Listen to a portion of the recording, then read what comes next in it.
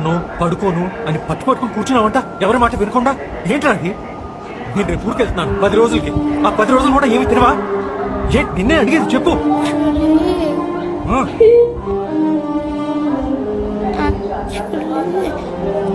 ఏమైందంటే యాక్చువల్లీ ఏంటి చెప్పు.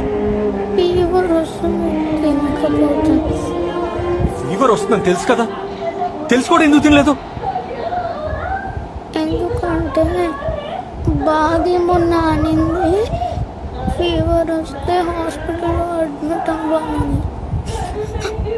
హాస్పిటల్లో అడ్మిట్ అయ్యి నీతో పాటు ఉండొచ్చని తినలేంటాడు.